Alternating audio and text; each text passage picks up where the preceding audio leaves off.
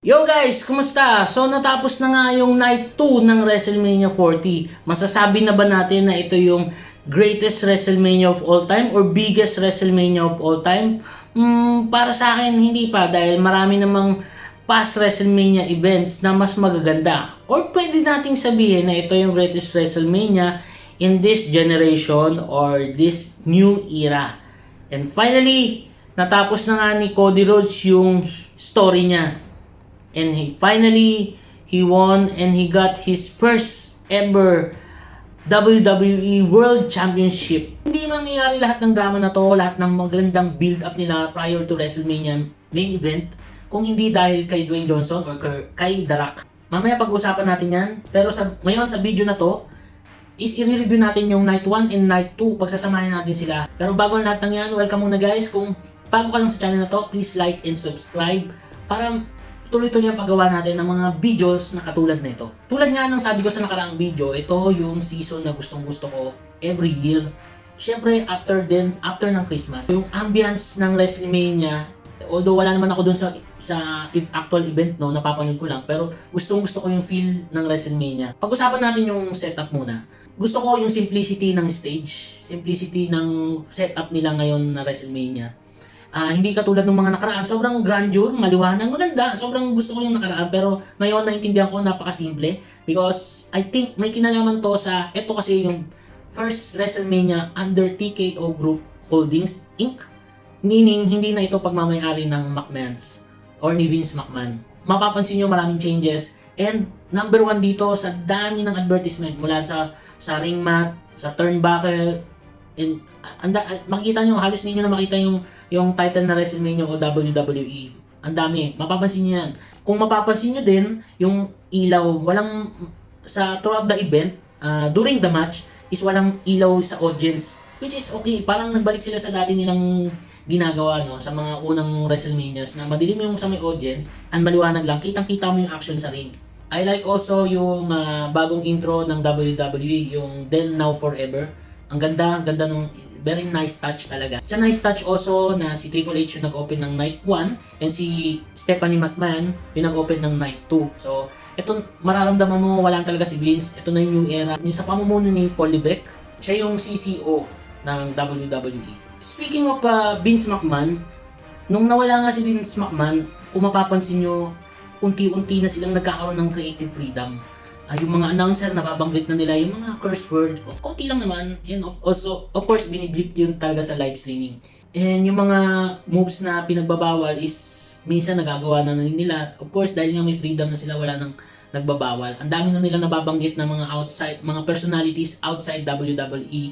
Like Chris Jericho, yung mga picture ni Mercedes Moné, ng Young Bucks, Kenny Omega, kung mapapansin sa video packages nila, Cody Rhodes nila, Bayley. Masasabi ko na ang Night 2 is much better kaysa sa Night 1. Yung Night 1 maraming ups and downs. And it's good to know na nire-reference na nila na ang WWE is hindi lang sports entertainment, kung hindi is professional wrestling. Nababanggit ni Michael Cole yun throughout the event.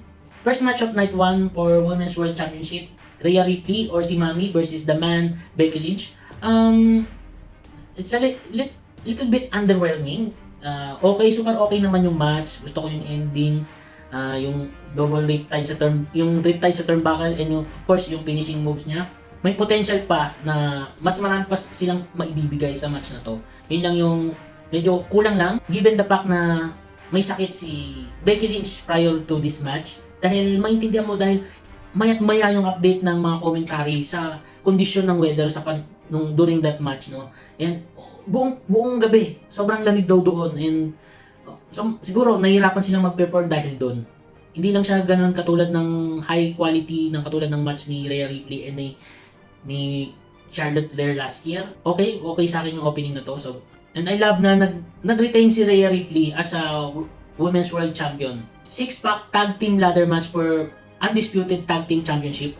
This is surprisingly weird and very clever din na nagawa nila ng paraan i-split yung both titles for SmackDown and Raw. And yun nga, dalawang team yung nanalo. Unang panalo is si Austin and si Grayson Waller. Ayun nga, nangyari nga yung gusto kong manalo na sila Awesome Truth or si The Miz and si R-Truth. And ito nga yung first win ni R-Truth sa WrestleMania. Ito is yung WrestleMania moment for R-Truth.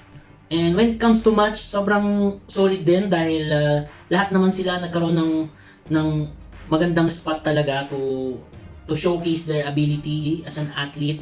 And lalo na ito ay ladder match. Lahat sila, they performed well and deserve nilang lahat na makasama sa match na to. Rey Mysterio and Andrade versus Santos Escobar and Dominic Mysterio. Wala naman masyadong special sa match na to, no? Tingin ko filler match lang talaga siya para maisalpak lang sila Santos Escobar, and ito yung pasasalamat nila kay Dominic sa pagtatrabaho niya buong taon since last year. And si Dominic Mysterio, sana yung dapat na nanalo dito and si Santos Escobar. Kasi ano pa ang dapat patunayan ni Rey Mysterio, no? Para sa akin lang. And gusto ko sana manalo si Dominic para mas solidify yung status niya sa current WWE status nila. And lalo na si Santos Escobar, mas kailangan niya to. Although, I'm happy pa rin naman yung sa tag team ni Rey and Andrade. Dito ko na-appreciate si Andrade as a performer. And super solid ng mga moves niya. And may mga very good spot din na ginawa sila dito. Yung WrestleMania worthy naman yung mga moments. Pero hindi maiwasan na may mga botches talaga, no? So, para sa akin, isa lang itong filler match. Jey Uso versus Jimmy Uso. Ito yung naglaban yung magkapatid and twins. Well, tulad nga rin ng previous video ko, ito yung least anticipated match ko sa ngayong WrestleMania na to. And hindi nga ako nagkamali, ito yung weakest match of the night and weakest match both nights. Mas weak pa siya sa tag team match nila Rey Mysterio, no? At least doon kila Rey Mysterio nag-enjoy pa ako dahil ang daming mga great spot or mga moves na ginawa nila. Pero dito, puro super kick. And ito lang yata siguro sinama lang to dahil para kay Jey Uso dahil yung sa yung ganun nila, yung wave nilang ganun. And hindi ko alam kung saan napunta yung drama nila, no? Yung history nila, makita niyo naman sa video package. Kulang sila sa drama. Although okay naman yung build up, no? Pero sino ba nag-produce or nag-book nito, no? Sana nga nilagyan na lang ng ibang stipulation. Siguro mas gumanda pa and kulang ng interference. Wala si Rikishi, wala si Solo. Sobrang flat nung laban na to. Yun, so sobrang ito yung pinaka-weak talaga. Kung mapapanood nyo guys, kulang na kulang sila sa sustansya dito. And yung pacing, wala na nga silang halos ginagawa. Walang emotion, kulang na kulang sa emotion. And ang bagal pa ng pacing ng match. So yun lang, wala akong masasabi. Ito yung pinaka-weak. Ito yung pinaka-weak na match sa match card. 6-woman tag team match. Ito yung team ni Jade Cargill, ni Naomi, and ni Bianca Belair versus Damage Control. Ito isa rin tong feeling ko filler match din para ma-insert lang sa match card si Jade Cargill and her debut sa WrestleMania. And of course si Naomi, si Bianca Belair, and para may magawa rin sila sa Damage Control. Medyo nagkakaroon na nga ng momentum sa bandang huli, lalo na yung pumasok si Jade Cargill. Medyo, ilan lang yung moves na ginawa niya. And kudos din sa Damage Control, especially yung Kabuki Warriors. Kung makikita nyo napakaliksi nila, parang nakakatakot na baka may mag-botch or may magkamali. Pero hindi. Kahit gano'n sila kabibilis na execute nila yung mga moves nila or mga finishing moves nila ng malinis at walang injury. Sobrang nabitin lang ako. I would like to see more, pero yun nga, sobrang ikli lang.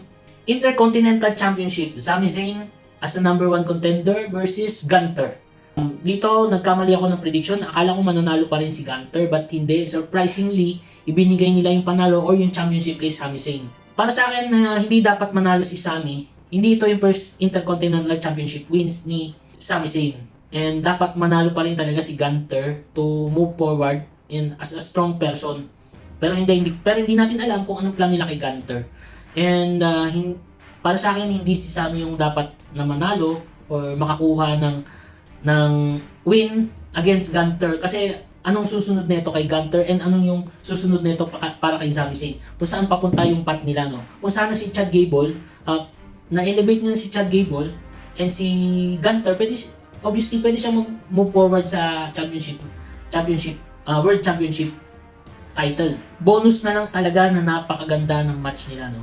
Sobrang tumaas yung momentum ng audience, lalo na nung ginamit ni Sami Zayn yung brainbuster sa turnbuckle. And of course, Helluva Kick to Gunther for pin. The Bloodline, The Rock, and Roman Reigns versus Cody Rhodes and Seth Rollins. So, ito yung pangalawa sa pinakamahabang WrestleMania match.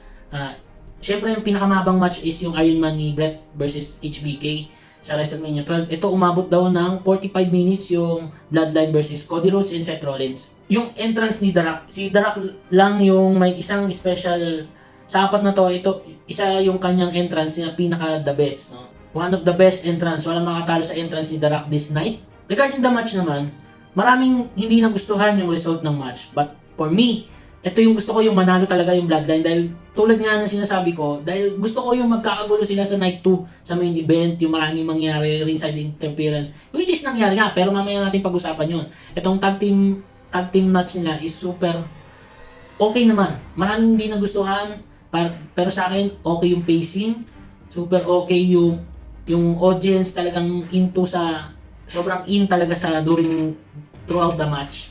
And ang daming nangyayari, talagang ginamit nila yung pagiging tag team nila. Super kudos na nag-book na ito or nag-produce na ito. Dito talaga yung physically naglaban si The Rock and Cody Rhodes. Ang special kasi dito, yung build-up ng match nila prior to WrestleMania. Talagang kudos kay The Rock, kung hindi dahil sa kanya, hindi ganito kataas yung excitement ng audience or kahit ng mga nanonood sa streaming. Since January day 1 and Royal Rumble, pagkat panalo ni Cody Rhodes sa Royal Rumble, hanggang ayun sa press con, hanggang sa Raw, yung mga appearances nila sa Raw and SmackDown, sobrang cool talaga dahil ito yung sa matagal na panahon, ito yung hinahanap-hanap natin bilang WWE fans, yung inaabangan natin yung weekly episode kung anong mangyayari, lalabas ba si The Rock, anong gagawin ni The Rock kay Cody Rhodes, lalabas ba si Cody Rhodes para mag-uusap sila, magkakaroon ba ng interaction or physical interaction, ano ba mangyayari sa main event. Although medyo little bit predictable naman talaga to, but still napaka-exciting. So nagustuhan ko yung main event ng tag team na to. Ito yung third main event ng WrestleMania na may tag team. Yun, I like the involvement of The Rock in this match and sa build-up. So sobrang okay. This is the reason why we are all excited bilang WWE fans sa Night 2, especially sa main event ng Night 2 ng WrestleMania 40. So pag-usapan natin yung Night 2. First match is for the World Heavyweight Championship, Drew McIntyre versus Seth Rollins. Ang masasabi ko, ang Night 2, ito yung best opening match and main event ng WrestleMania, yung Night 2 ng WrestleMania 40. Drew McIntyre versus Seth Rollins for World Heavyweight Championship. Mabilis lang yung match, almost 10 minutes or more or less 10 minutes lang yung match. Grabe, unang seconds pa lang, yung Claymore kick na akala ng mga tao is tapos agad yung laban. Of course, hindi, dahil nag-kick out si Seth Rollins. And makikita mo sa audience, nagtatayuan agad sila dahil sa kaba nila, akala nila tapos na agad.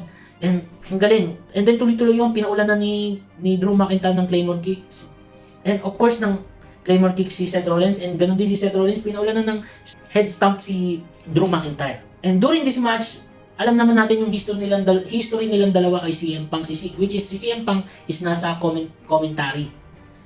And throughout the match, si Drew McIntyre hindi nag-focus sa laban niya. Lagi siyang tumitingin lagi niyang pinapansin si CM Punk. And ayun na nga, nagkaroon na nga ng chance si Drew McIntyre to deliver his final Claymore kick towards Seth Rollins, and he got the pin, and he won his third world championship with live audience dito sa WrestleMania. Finally, yan talagang bet kong manalo si Drew McIntyre, dahil para maibalik sa kanya yung moment or maranasan yung moment na manalo ng world championship in live crowd or live audience. Kay Seth naman, understandable na siya yung matatalo talaga dito dahil sa condition niya, dahil last night nga is nag-main event pa siya ng WrestleMania for 45 minutes or more or less 45 minutes. So makikita mo talaga kailangan niya ng pahinga. Yun nga, nakuha na ni Drew McIntyre yung World Championship. Makikita mo yung moment, yung tuwa sa mukha niya. And nandun yung wipe niya siguro yan sa ringside. And then he gets back again to CM Punk. Pinansin na naman niya si CM Punk na nahimik na nun sa gilid. And niyayabang niya yung World Championship niya, and ginawa pa niya, nag-single crop chop pa siya sa harap ni CM Punk. Ayun, nanggigil si CM Punk, hinatak niya, natumba si Drew McIntyre sa table, and tinanggal niya yung arm brace niya dahil nga may injury si CM Punk, pinupok niya sa pagmumukha ni Drew McIntyre. And ilang seconds lang after na dumating si Damian Priest ng Judgment Day, which is si Damian Priest, siya yung Money in the Bank, senior Money in the Bank winner. Hawak-hawak niya yung Money in the Bank. And kinash in niya ngayon, and then ayun, nakakuha ni Damian Priest yung World Championship, first World Championship din ni Damian Priest. Right after manalo ni Drew McIntyre yung World Championship, ngayon na kay Damian Priest na. Sobrang yung mga audience and ako bilang nanonood lang sa screen, sabi ko, wow, this is great talaga. Sobrang galing. Sobrang galing nung nag-book na ito, no. Although marami na rin naman nagpipredict no na pwedeng si Damian Priest yung manggulo sa right after ng match ni Drew McIntyre or ni Seth, and ganun din, pwede niya ring i-cash in yun right after manalo ni Cody Rhodes ng World Championship. Kikita mo sobrang devastated si Drew McIntyre na habang si CM Punk nakaupo sa commentary table na pumapalakpak nakangiti. Hindi natin alam kung hanggang kailan yung feud ni Drew McIntyre and CM Punk at kung ano ba, saan ba papunta yung feud nila na to. Excited na ako makabalik si CM Punk and gumaling yung injury niya, makabalik na siya sa match, and kung paano nila mapifinish yung story nila ni Drew. Ganun. So, ayun. Sobrang galing ng opening match na to. The Pride, sila Bobby Lashley, si Montez Ford, at saka si Angelo Dawkins versus AOP and Karrion Kross, or The Final Testament. Ito yung Philadelphia Street Fight. Wala sana akong pakisalaban na to because this is another pillar. And surprisingly, mas na-surprise ako dito na nag-appear si Baba Ray Dudley, ang legendary tag team champion, multiple tag team champions ng Dudley Boys, member ng Dudley Boys na si Baba Ray Dudley. This is a very nice touch din dahil sa Philadelphia is a home of ECW, and isa doon sa mga wrestler doon is si Baba Ray Dudley and sa member of Dudley Boys. So, ang galing siya yung special guest referee. May isang botch lang talaga doon na nasira kusa yung table. But, nagawa naman nila ng paraan. They finished the match very nicely with Baba Ray Dudley on their side and as a guest referee. And yung moment na walang kupas pa rin, no? Yung hiling ni Baba Ray Dudley na ipanguha kay Devon yung table. But this time, wala si Devon. So, binato niya sa The Pride yung get the table. 1, 2, 3, get the table. And yung audience sabay-sabay, get the table. So, very nice touch talaga. I'm very glad na ibinalik nila si Baba Ray Dudley for this night. Magandang callback na rin to sa mga ECW fans and especially mga fan ng Attitude Era. LA Knight versus AJ Styles. Sabi ko nga sa inyo, ito yung isa sa most anticipated match ko, si AJ Styles, dahil idol ko si AJ Styles. Pero gusto kong manalo si LA Knight na to dahil ito yung first WrestleMania match ni LA Knight. And syempre sa status niya ngayon sa WWE, gusto kong mabigyan siya ng win. And I'm glad na si AJ Styles yung mga kalaban niya. Past WrestleManias nga, medyo underwhelming or medyo disappointing yung mga laban ni AJ Styles. Especially yung laban niya kay Nakamura and Edge, which is very disappointing, no? And gusto ko yung pacing ng laban nila, sobrang bitin lang. Maraming near falls. Hindi siya ganun ka 5-star match talaga. Dahil understandable naman dahil itong dalawa na to is nasa 40s na rin sila. Sayang lang kung mas bata-bata pa, no? Medyo bumibigat na si AJ Styles, eh.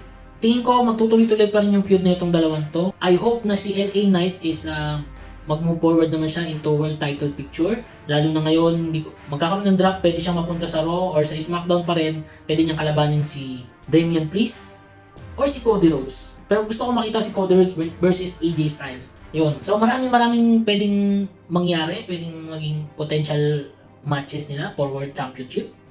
And I'm glad nagkaroon sila ng one-on-one bout dito sa WrestleMania. Of course, nanalo si LA Knight. Hindi naman 5-star yung match nila pero sobrang okay. Incomparable sa Uso versus Uso. And I'm glad they got this match talaga. Bitin pero super okay. Another banger match, no? Triple threat match for United States Championship. Logan Paul as a champion versus Kevin Owens and Randy Orton. Wow, talagang si Logan Paul never disappoint talaga. He got one of the best entrance of the night. And siya, of course, is yung Prime, sponsorship ng Prime, or siya yata isa sa mga owner ng Prime. Ang galing, and I'm glad na tumama yung prediction ko na nanalo din si Logan Paul. He need this win. Masasabi ko talagang isa na siya sa one of the best performer of this generation. I'm glad he won. Yung build up din ng match nila sobrang okay. Kevin Owens versus Randy Orton, may mga moments sila dito na yung laban nila seryoso, no? Si Logan Paul sobrang seryoso, serious competitor na siya. And I'm glad na nanalo talaga si Logan Paul, and to move forward, magkaroon pa ng mas maraming matches. And sana si LA Knight makalaban ni Logan Paul in future. for United States Championship. Dahil kailangan ni LA Knight ng championship win para mas ma-elevate pa yung status niya, no? So wala na akong masabi dun sa triple threat na to. Sobrang okay, banger match.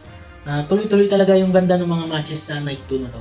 And of course, yung winner ng Royal Rumble, Women's Royal Rumble 2024 na si Bayley versus Women's Champion na si Io Sky. Actually, ang gusto kong manalo dito is si Io Sky. Pero wala naman din akong problema talaga na si Bayley yung manalo dahil siya yung World Champ, siya yung Royal Rumble winner. And ang galing nung yung execution ng laban na to, sobrang okay. Sobrang galing ni Io Sky.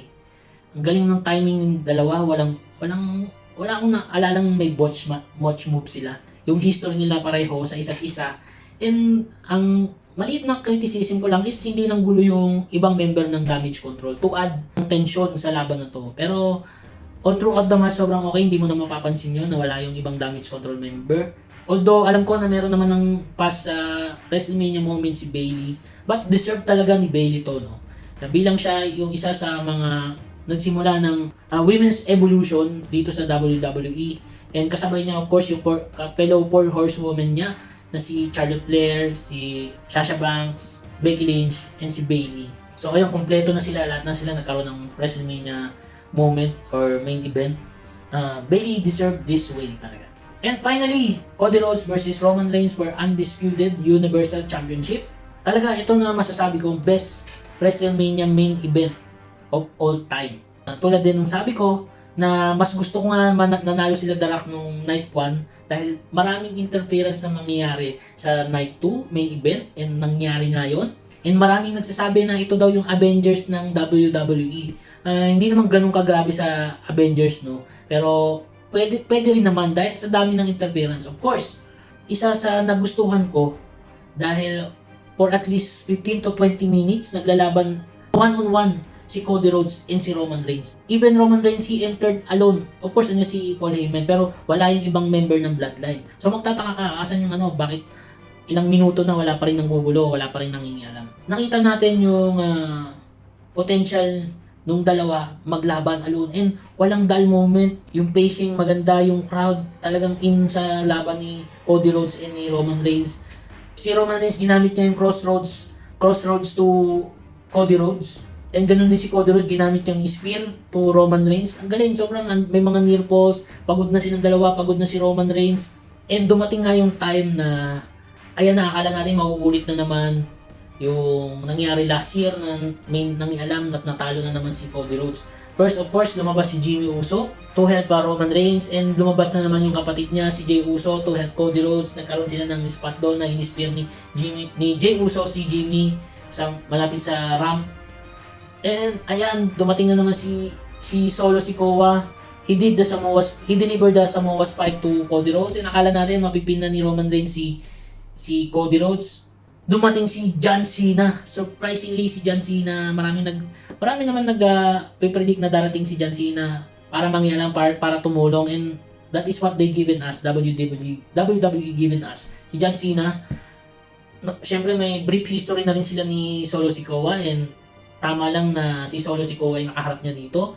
Dumating si The Rock, si Dwayne Johnson ang final boss, nagkaroon sila ng face-to-face ulit ni John Cena. So, alam naman natin lahat yung history nila na nagkaroon sila ng dalawang main event na magkasunod sa WrestleMania. So, ang galing. So, yung mga crowd sobrang wild na, talagang nagsisigawan na, nagtitilian na, and they had a breakout. Ayun na, nawalan si John Cena. Tumunog yung old music ng The Shield. Sino ba yung mga member ng The Shield? Si Roman Reigns, si Dean Ambrose nga sa AEW na, and of course si Seth Rollins. Dumating si Seth Rollins bilang naka-best. Suit niya yung dating suit nila as a Shield. And of course nakaharap niya rin si Roman Reigns, na-spear siya ni Roman Reigns. May hawak na chair si Seth Rollins, nakuha to ni Roman Reigns. Imbis na ipapalo niya kay Cody Rhodes, pinalo niya kay Seth Rollins. Of course, callback din na naman to dun sa unang betrayal na ginawa ni Seth Rollins sa The Shield, na ginawa niya rin kay Roman Reigns. Very nice callback talaga. Galing. Galing nung nag-produce nito. And of course, ayun na nga, si The Rock, he is about to hit Cody Rhodes ng belt. And suddenly there is a gong and the light turns off. And when the lights goes back, dumating si Undertaker. Si Undertaker ang pinang Undertaker, he chokeslam The Rock. And lights goes off, nawala si The Rock. Cody Rhodes, he delivered 3 crossroads kay Roman Reigns. Roman Reigns got pinned. And Cody Rhodes wins the WWE Undisputed Universal Championship. Mangiyak-ngiyak pa si Samantha Irvin na nai-announce yung new Undisputed Universal Champion, Cody Rhodes. Finally, natapos na ni Cody Rhodes yung story niya na pinakihintay ng mga fans. Walang Stone Cold na dumating, walang Hulk Hogan, walang cameo yung dalawang yun. Ewan ko kung bakit. What we got is what we deserve. Sobrang ganda ng pagkalatag ng sequence. Yung sino man nag-produce nito, kudos sa kanya. Kudos kay Triple H, sa TKO, and kay The Rock. Hindi talaga mangyari lahat ng ito kundi dahil kay The Rock. Yung build up, yung momentum, yung drama, yung excitement, kung hindi dahil kay The Rock. Congratulations kay Cody Rhodes, napanalunan niya yung first World Championship niya na hindi nagawa ni Dusty Rhodes ng father niya sa WWE. Of course, World Champion yung dad niya, but not in WWE. And sana nga sa moment na to, buhay pa yung dad niya, si Dusty Rhodes, and hindi. And doon naman sa brother niya, si Dustin Runnels or si Goldust sa WWE, maraming nagsasabi nanonood naman siya sa balcony, pero hindi siya pwede lumabas dahil under contract siya ng AEW. Ewan ko bakit hindi ginawa ng paraan ni Triple H para kausapin ang AEW para pwedeng mag-interfere si Goldust sa match ni Cody Rhodes. And ito yung very rare moments sa WrestleMania na after ng main event or after ng World Championship, after ng match is nagkaroon ng celebration.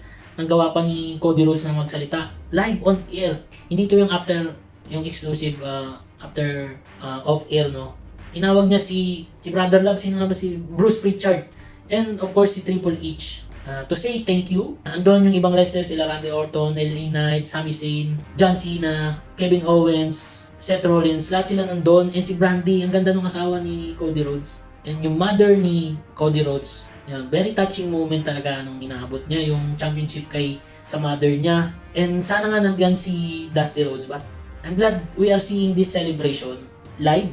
Wala mang confetti para mag-add sa moment na to, pero very predictable na yun kapag nilagyan nila ng confetti. But there is a fireworks. Okay na yun. Siguro ito na nga talaga yung era ng WWE. I'm as a fan of WWE or WWF since early 90s. WWF era is very special for me. Yung Attitude era is my favorite, of course. Hanggang Attitude Adjustment. Yung PG era, mayroong mga ups and downs, especially past 4 years, dahil lalo na nagka-pandemic, sobrang medyo crappy yung product ng WWE. I like other superstars like Drew and others. I'm not a big fan of Cody Rhodes, pero I'm glad he won this match and he got his World Championship. Kailangan natin lahat to dahil bilang nga si Roman Reigns is hindi naman siya ganun ka-active lagi talaga sa weekly episodes ng SmackDown to defend his World Championship, no? We're glad meron tayong active na new champion ngayon sa katauhan ni Cody Rhodes. And narinig ko nga si Roman Reigns is meron niyang leukemia, medyo kailangan niyang mag-take time off para mas ma-cure pa niya yung sakit niya. And we don't know kung ano yung magiging future naman ngayon ni Cody Rhodes and ng WWE, sino yung mga next na magiging feud niya, sino yung mga kalaban niya. Looking forward ako sana makalaban naman ni Cody Rhodes versus ang idol ko si AJ Styles somewhere down the road. So yun, for me this is great, one of the greatest WrestleMania main event of recent history or recent memory or recent years ng WWE. Wala pa akong maisip na katulad nito. Overbooking but sobrang okay ng match. Yun lang, wala akong masabi. Para sa akin, pwede kong i-rate ang buong event ng WrestleMania 9 out of 10. Ganun siya ka-perfect. Ganun siya ka-ganda. So ayun lang, maraming salamat sa nanonood ng video na to. Huwag kalimutan mag-subscribe at like ang video. Thank you very much.